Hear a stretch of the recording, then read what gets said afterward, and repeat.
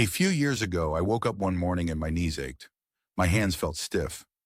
I had this general sense of soreness that I couldn't quite explain. I mentioned it to my doctor, and she said something that surprised me. That's inflammation, and a lot of it is coming from what you're eating. I'd always thought inflammation was just something that happened when you got injured or had an infection. I didn't realize that chronic, low-grade inflammation was quietly damaging my body from the inside, and that my diet was fueling it. Today, I want to share 7 foods that fight inflammation naturally. These aren't miracle cures, but they're backed by solid research, and when you eat them regularly, they can make a real difference in how you feel. Less joint pain, more energy, better sleep, clearer thinking. Inflammation affects everything, and reducing it can improve your quality of life in ways you might not expect. Before we jump in, let me explain what inflammation actually is and why it matters. Inflammation is your body's natural response to injury or infection. If you cut your finger, it gets red and swollen. That's acute inflammation, and it's helpful. It's your immune system doing its job.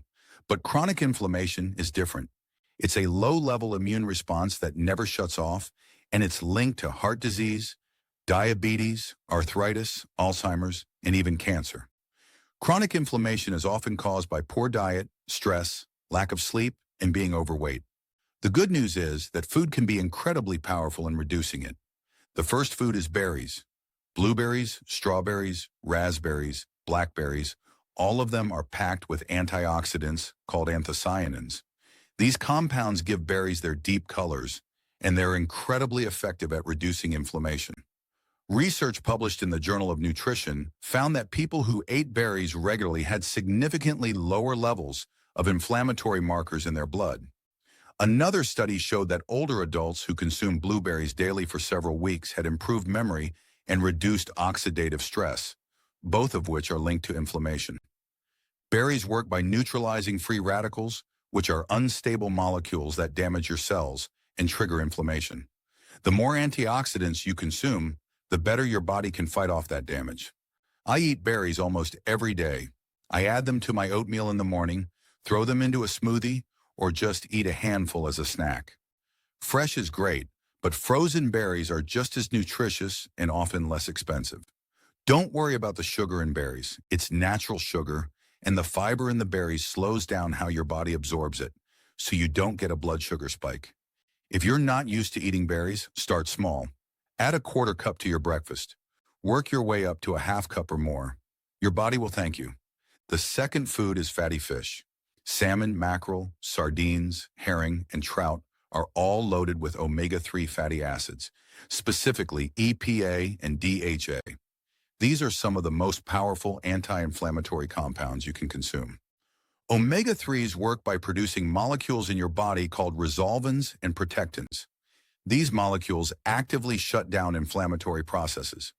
It's not just that omega-3s don't cause inflammation, they actively reduce it. Multiple studies have shown that people who eat fatty fish regularly have lower levels of C-reactive protein, a key marker of inflammation in the body. The American Heart Association recommends eating fatty fish at least twice a week. That's just 2 meals. A 4-ounce piece of salmon for dinner, some canned sardines on whole grain crackers for lunch. It doesn't have to be complicated. I know some people worry about mercury in fish.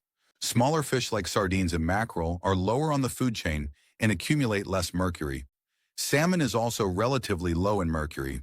If you're eating a variety of fish and not consuming it multiple times a day, you're fine.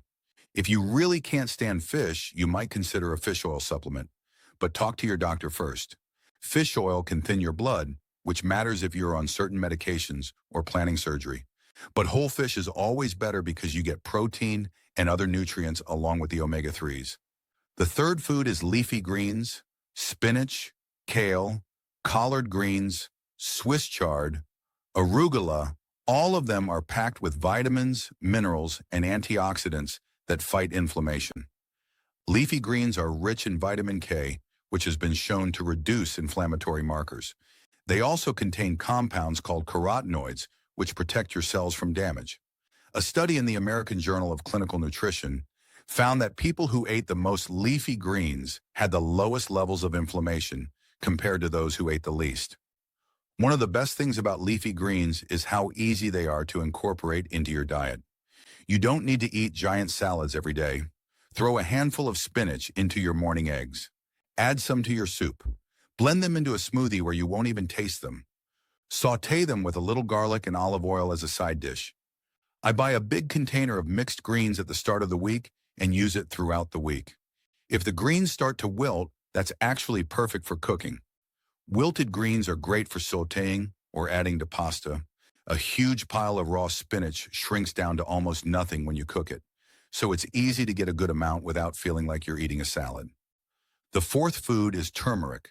This is a golden yellow spice that's been used in traditional medicine for thousands of years, and modern science is now confirming what ancient cultures always knew. Turmeric is a powerful anti-inflammatory. The active compound in turmeric is called curcumin. Curcumin has been shown in numerous studies to reduce inflammation as effectively as some anti-inflammatory medications, but without the side effects. It works by blocking molecules that trigger inflammation in your body. The challenge with turmeric is that curcumin isn't easily absorbed by your body on its own. But if you combine turmeric with black pepper, the absorption increases dramatically. Black pepper contains a compound called piperine that enhances curcumin absorption by up to 2,000%. I add turmeric to almost everything now. I sprinkle it on roasted vegetables, stir it into soups and stews, add it to scrambled eggs, and even make turmeric tea. Golden milk, which is warm milk with turmeric, black pepper, cinnamon, and a touch of honey, is delicious and incredibly soothing, especially before bed. You can also take turmeric as a supplement, but look for one that includes black pepper extract or piperine to ensure absorption. And as always, talk to your doctor before starting any supplement, especially if you're on blood thinners, because turmeric can have a mild blood thinning effect. The fifth food is nuts, particularly walnuts and almonds. Nuts are packed with healthy fats, fiber, protein, and antioxidants, all of which help reduce inflammation. Walnuts are especially good because they're one of the best plant sources of omega-3 fatty acids. A study published in the Journal of the American College of Cardiology found that people who ate walnuts regularly had lower levels of inflammatory markers and a reduced risk of heart disease. Almonds are rich in vitamin E, a powerful antioxidant that protects your cells from damage. They also contain magnesium, which helps regulate inflammation and supports overall immune function. The key with nuts is portion control. They're calorie-dense, so a little goes a long way. 1 ounce, which is about 23 almonds or 14 walnut halves, is a good serving size.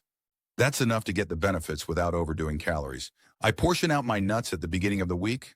I put single servings in small bags or containers so I can grab one when I need a snack. It takes the guesswork out of it and prevents me from mindlessly eating too many. Buy nuts raw or dry roasted, not honey roasted or heavily salted. You want the nuts themselves, not a bunch of added sugar and sodium. And if you find them bland, toast them lightly in a dry pan for a few minutes. It brings out the natural oils and makes them taste richer. The sixth food is extra virgin olive oil. This is a staple of the Mediterranean diet, which is widely recognized as one of the healthiest diets in the world, largely because of its anti-inflammatory effects. Extra virgin olive oil contains a compound called oleocanthal, which has been shown to work similarly to ibuprofen in reducing inflammation. It's not as strong as taking a pill, but when consumed regularly as part of your diet, it adds up. Studies have shown that people who use olive oil as their primary fat source have lower levels of inflammatory markers and a reduced risk of chronic diseases. The key is using extra virgin olive oil, not just regular olive oil. Extra virgin means it's less processed and retains more of the beneficial compounds. I use olive oil for almost all my cooking now. I drizzle it on salads, use it to saute vegetables, and even dip whole grain bread in it with a little balsamic vinegar. A couple of tablespoons a day is plenty. One tip, don't cook olive oil at extremely high heat. It has a lower smoke point than some other oils, and heating it too much can break down the beneficial compounds. Use it for low to medium heat cooking, or add it at the end of cooking for maximum benefit. The seventh food is green tea. Green tea is loaded with antioxidants called catechins, particularly one called EGCG, which is one of the most powerful anti-inflammatory compounds found in any food. Research has shown that green tea reduces inflammation, supports heart health, and may even help protect against certain types of cancer. A study in the Journal of Nutritional Biochemistry found that people who drank green tea regularly had significantly lower levels of inflammatory markers compared to those who didn't. Green tea also contains a small amount of caffeine, which can give you a gentle energy boost without the jitters you might get from coffee. And it has an amino acid called L-theanine, which promotes relaxation and focus. It's a nice balance. I drink a cup of green tea in the morning and sometimes another in the afternoon. I steep it for about 3 minutes in water that's hot but not boiling. Boiling water can make green tea taste bitter. If you're not used to the taste, start with a lighter brew and work your way up. You can also add a little lemon or a tiny bit of honey if you need it. If you're sensitive to caffeine, you can find decaffeinated green tea, but be aware that the decaffeination process removes some of the beneficial compounds. Still, decaf green tea is better than no green tea at all. Now let me give you some practical advice on how to use these 7 foods. You don't need to eat all of them every single day. That's not realistic and it's not necessary. The goal is to incorporate them regularly into your routine so that over time, you're consistently giving your body the tools it needs to fight inflammation. A simple way to start is to pick 2 or 3 of these foods and focus on those this week. Maybe you commit to having berries with breakfast every morning, adding leafy greens to lunch, and drinking green tea in the afternoon. Next week, add another food. Build the habit gradually. Also, it's not just about adding anti-inflammatory foods. It's also about reducing foods that cause inflammation. Processed foods, refined sugars, trans fats, and excessive amounts of red meat all promote inflammation. If you're eating a bowl of berries every morning, but then having fast food for lunch and soda in the afternoon, you're undermining your efforts. Think of it like this. Anti-inflammatory foods are putting out the fire, but pro-inflammatory foods are adding fuel to it. You need to do both. Add the good and reduce the bad. Inflammation doesn't improve overnight. It took time for chronic inflammation to build up in your body, and it will take time to reduce it.